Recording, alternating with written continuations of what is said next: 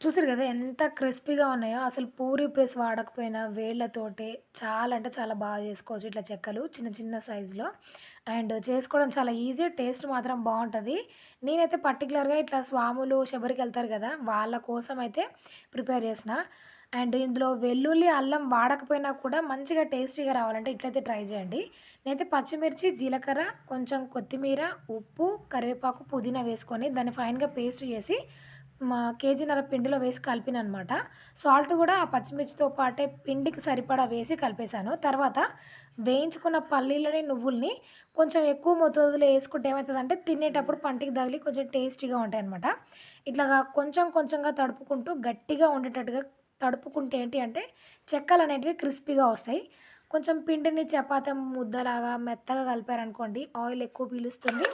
క్రిస్పీగా అనేవి రాకుండా ఉంటాయి.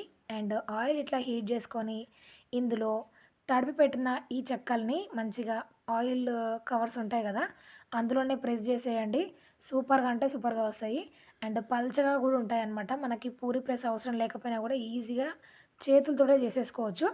ఇట్లా 2 వైపులా మంచి కలర్ వచ్చిన తర్వాత తీసేసుకొని ఒక ఎయిర్ టైట్ కంటైనర్‌లో స్టోర్ చేసుకున్నారనుకోండి, ఎన్ని రోజులైనా కూడా అలాగే క్రిస్పీగా ఉంటాయన్నమాట. చూడండి నేను ఇట్లా చిన్న చిన్న బాల్స్‌లాగా చేసుకొని ఇట్లాగా వేళ్ళతోటి ఒత్తేస్తున్నాను. అంతే టేస్టీ అయిన చెక్కలనమాట. మీకు ఈ వీడియో నచ్చితే లైక్ చేయండి. మీ ఫ్రెండ్స్ అండ్ ఫ్యామిలీ మెంబర్స్‌కి షేర్ చేయండి. మరికొన్ని ఇలాంటి డిఫరెంట్ వీడియోస్ కోసం నా ఛానల్‌ని సబ్స్క్రైబ్ అవ్వండి. Thank you for watching. జై శ్రీరామ్.